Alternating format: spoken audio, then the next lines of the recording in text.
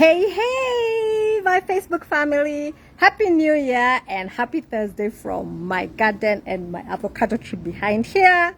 Yeah, I'm telling you so that you start booking me early. Anyway, I hope you're all doing amazing and you crossed over safely. And my New Year present to you is way overdue. Actually, it was supposed to be a Christmas present, so now it's a New Year present. And if you've been watching my posts on my Facebook profile, I did say that because you guys have been keeping me honest the whole of last year through all my swimming lessons, I was like, you know what, you guys have a reward or a present or whatever. Anyway, so here we go. So your modesty is killing your business and your 2025 before it's barely even begun. I mean, we are 2 weeks in, and who should be watching this video? Now, you really want to be taking notes and pulling up a chair and writing in your notebook if you're a former female corporate executive and you back the corporate boat and you set out to build up your own consultancy business and you are in a place where you're like, oh crap, this is not what I signed up for. So the reason is because, oh, I see an eyeball. If you're here live, hashtag live. You're watching replay, hashtag replay. So, and then you banked the corporate boat, but then it has not turned out to be exactly what you thought. And how is that? You are out for freedom. You are out to control your time. You are out to spend more time with your kids, more time for your philanthropy, more time for the things that you care about. But instead, you have basically ended up creating a pressure cooker environment, similar or even much worse than the one you left in corporate. And why much worse? Because you don't even have those nice zeros, 6-figure, 7-figure salary to keep you warm at night and to console you that, okay, you're doing all right, right? That is not a good place to be. So this video is for you. Why do I say your modesty is killing your business? Now, before I begin, what I want to say is that we've just come off, what is it called? The festive season. And one of my all-time favorite shows, right? Like I binge on it like morning, noon, and I think I've watched it back to back like twice, and I think I'm going to watch it a third and a fourth time, is Suits. If you're a fan of Meghan Markle and Prince Harry, you know what I'm talking about, right? Now, spoiler alert here, and I make no apologies. So if you haven't watched it, I am sorry. But if you have watched it, you need to go and watch it again because there are some amazing business lessons in there. But the biggest one is, I will tell you what it is right now. So, spoiler alert. In the very first episode of Suits, right, Mike Ross ends up getting a very nice job as a lawyer in a hotshot legal firm in New York City. And he's not even a lawyer, right? He's never even been to Harvard. He's never even graduated law school, right? And in that first episode, she gets into some competitiveness with Harvey, one of my all-time favorite people. And Harvey asks him, but how do you know all these things? Because he's really able to like answer all these questions that he's been asked about the bar and the questions on the law and all of that. And Harvey asks him, but how do you know all this stuff? And Mike says, I told you, I like to read. And when I read something, I understand it. And when I understand it, I never forget it. And based on that, he was able to talk himself into a job and practice the law every single day without a law degree, despite the threat of jail time or prosecution hanging over his head. Okay, that's enough spoiler alert. All right. Now, my gift for you this year is to give you the self-confidence of Mike Ross. Right? If you love Suits, just let me know in the comments, but I know I'm not alone. And yes, if you have one of those coaches who tells you, if you watch Netflix, your business is going to die, I'm sorry. Yeah? By all means, listen to your coach, but yeah, you can watch Netflix and learn a ton. Okay, if you see me watching this side, it's because I'm also making sure that I don't ramble too much and that I cover everything that I wanted to talk about. And apologies in advance if there's lots of noise in the background because I'm in my garden. All right, so I've talked about Suits, and that we need the confidence of Mike Ross. All right. So why do I say this?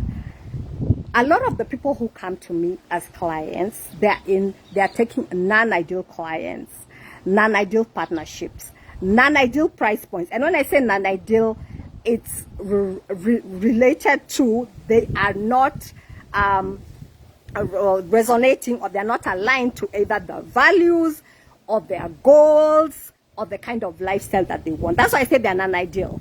All right. So they find it very, very difficult to say no, because deep down, and I'm sure this is you, because I was also there, deep down you feel like there are clients you would want to go after, there are projects you would want to go after, but for some reason deep down you believe, okay, maybe they're a little bit out of my depth, or I'm not quite qualified to be able to attract those kind of clients, etc. All right. So this is what I want you to do if you are in this position. And this brings me to your Christmas present and your New Year present and the present for the rest of the year and any year to come. All right. And please take very, very good notes. Okay. So you are in consultancy, you burnt the corporate bridges, you've been trying this thing, and it's not basically giving you everything that you thought it would, in terms of fulfillment, in terms of all the things that you thought it would get you, in terms of freedom, in terms of time, all of that. So here's what I want you to do. Hi Asunta, how you doing?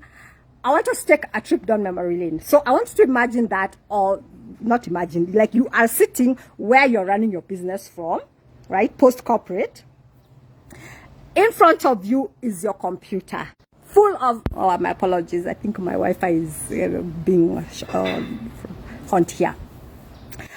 So if you can still hear me, just let me know you can still hear me, so that I know that I'm not talking to myself. Yeah, this garden story might not have been the brightest idea. But anyway, so you're sitting at your desk. On your computer in front of you are all the amazing testimonials and glowing recommendations that you got either from your HR person or from headhunters who want to give you work or poach you and all of that. That's in your computer. On the wall behind you are all the placards or the trophies or the awards that you've ever won globally for all the amazing things that you've done. You're imagining yourself, we're taking a trip down memory lane to the part where you are at the very pinnacle of your corporate career, like you have basically reached the mountaintop. That's where you're at. Okay. This exercise that I'm going to give you right now, it is basically going to change your entire 2025 and shift. Okay, hold on. Let me just go back in here because I think my Wi-Fi is not working very, very well. Okay. I hope this is going to be better. So that's the scenario, right? So you have, so that's the scenario. So you have placards and the computer in front of you, and you have all those award letters and everything else. So I want you to imagine a scenario where, despite you having reached the mountaintop, despite you having done all the things, just give me a second. I need to move indoors. Just give me 1 second. Okay, let's try this. This might be better. My bright ideas clearly were not working being outdoors. Okay, so I want you to imagine that your HR person has basically called you into the office and told you, despite all the amazing things that you've ever done, despite all your track record, that they're gonna have to let you go. And in your place, they're going to bring on board someone who is far, far less qualified than you. You know that for a fact, as far as competence is concerned. And they tell you that you have one chance, right, to save your job. Now, I want to add something else to that scenario. As you're having this conversation with your HR department, I want you to imagine that something drastic has happened, probably worse than COVID in terms of economically, and your savings are no longer available to you. You've lost your investments. you basically have no safety net if you lost this job. All right, remember we're taking a trip down memory lane to the mountaintop of your corporate career where you are at. So you don't have a safety net. So if you don't have this job, what it basically means is you will be at the mercy of your partner, of your siblings, of everybody for your daily bread, right? For everything, for your food, for your clothing, for your like basically all the things that you like doing, the coffee with the girls, helping your mom, all right? All of that. When she's in a tight spot, you basically have to go and ask for somebody for money. And you, with the way you value your financial independence, you know that is basically not a scenario that fits well with you. Because you've always been this person of, oh, I am basically you're a boss lady. All right? Got it? Now, with that in mind, here's your homework. Or here's what you're supposed to do to save your job. You have to go and build a business case to present to the board and the C-suite executives and the HR person. And in that, what is it called? In that business case, you're basically supposed to present a case why they would be complete idiots to let you go. What did you put in there to make them think, okay, I think we need to leave Mary G alone and go to somebody else because Mary G is all that in a bag of chips. All right? That's what I want you to do. That's the business case that I want you to build for yourself. And when you put on that hat, do you know what it's going to do? It's basically going to remove all the emotion, right? So that all the shyness and the modesty and not trying to talk too loudly about your achievements, now you have to, because your job, your well-being, your very livelihood depends on it. What are you going to say in that business case? What are you going to say? What are you going to list down in terms of achievement and track record and amazing things that you've done to build this business and these brands that will make them think you're an idiot to let me go? All right? That is what I want you to do. Now, if you have understood exactly what this assignment is, remember we're talking about your modesty is killing your 2025 and your business before it's barely begun. Okay? And I really hope you can hear me. And if not, I guess I'll have to do this Facebook Live again. So, if you can hear me, all right? If you can understand what I'm saying, if you've understood the assignment, I want you to write understood or business case in the comments so that I know you're with me. Now, a couple of things are going to happen. Number one, you're going to end up with such an amazing list that could only be described as impressive is not even the word. Because you have done some amazing things. By the time you get to that mountaintop, you have done some very, very big things, all right? Things that people are raving about, things that people value, things that people are paying you handsomely for. Cool? So that's the first thing.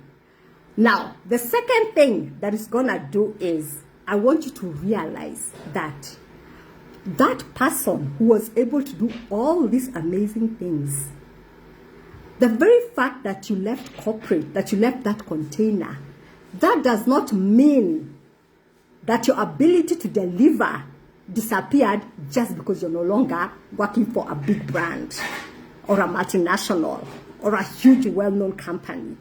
No, the person who was able to deliver those results, those commendations, those things that people are beating down your door and wanted to headhunt you for, they are still there. All right? That person is still there. That person is still you.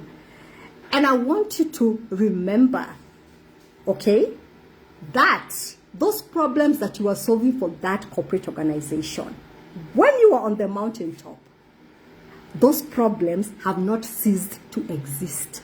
They are very, very much present and you're still able to solve them. You still have that credibility. You still have that expertise. You still have those networks. Okay? And that's why I say your modesty is killing your business. So I want you for a minute to put down the hat, do that list, and when you have done that list, I want you to pin it somewhere where you shall never forget, where you shall sit every single day. Now, why do I say this? Why am I so confident about this? And I'll give you an example. Whenever people look at my bio, and my bio says something like, if I can remember, that I help former female corporate executives to double or triple your current consulting revenue without increased workload or overwhelm. And people ask me, how do you get the courage to make such a bold claim? It's simple. Right? It's like I did a post this week and somebody made a joke that, oh, you're a magician. Yeah, this is me here sharing the first part of the magic that allows my clients to get such amazing results. This is a huge part of it. Because you know what, ladies?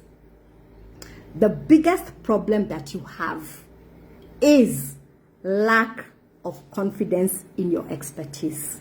Or to put it another way, underconfidence in your expertise. And that underconfidence in your expertise is what keeps you spinning, right? Buying courses that you don't implement, right? Hiring coaches who you don't take action on, right? Buying books that you never open, filling your Google Drive and making it very, very, very healthy as far as net worth is concerned. But then it's not really adding to it's not really helping you build your business. Not because you don't know. You don't really need to keep going to search for solutions out there. The information is in here and in here, right? And as soon as you realize that, you are like a soda bottle that is uncorked. You can never be able to cork it back, right? You'll be completely off to the races, right? So when my clients tell me this, right, like how do I get the courage to be able to make such a bold claim and proclaim it to all the whole wide world on my bio, right? It's like, okay, I hate cooking. And anybody who knows me knows it's just not my most favorite thing in the world, right? There are much better things I can do with my time. But the point is, like a world-class chef, the biggest battle or the biggest part of success is having very, very good ingredients and knowing how to organize them in the right order. All right? Are you with me? Having very good ingredients, recognizing those ingredients and being able to, when you see them, and being able to organize them in the right order. Okay? Now, the ingredients I'm talking about, if you go back and do that exercise, those are all the ingredients. Okay? And now where a coach or somebody else comes in is basically to help you to recognize those ingredients, organize them in the right order, and come up with such a flavorful dish, all right, of whatever choice you have. Now, how do I know this? And here I'll share something personal. See this mug here? I don't know if you can see the caption over here. It says, sometimes you forget you're awesome, so this is your reminder. I can say this with complete confidence because I was you not too long ago. This mug was a Christmas present few years ago from my husband. Because the people outside of you are able to see what you cannot see. Right? And until I recognized exactly what it is that I am awesome at, until I was able to organize it in the right order, that is when I was able to turn it into a sustainable business that is helping people day in, day out. And helping clients like the one I posted about the other day, who is overwhelmed by proposals that she's been sending out and they have all closed since November. Okay? So, I started this Facebook Live by saying, this is your New Year present, this is your Christmas present, albeit late, because I promised to do it a few days before Christmas. And because I know if there's one thing, if I only do one thing for you and solve your problem of underconfidence in the expertise, everything else can be sorted out. The marketing strategies, the marketing tactics, all of those you can do. I mean, in this age of AI, I mean, really, the rest are details. But the biggest one is this first piece. If you can crack this, you're off the races. Hence why I think it is so important for me to come on here on this lovely Thursday afternoon, despite my garden experiment not working, and share this exercise with you.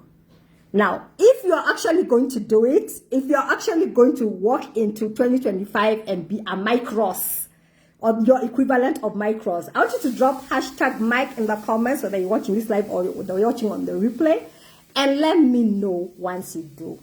All right? And I hope this is going to be what you need to make 2025 all that in a bag of chips for you. And I'll be sharing you all the way. All right, ladies? I hope you have an amazing day, an amazing month, start to the year, and that you realize the person you are at the mountaintop, you can still be on the mountaintop even if you're self-employed. I'll talk to you later. Bye.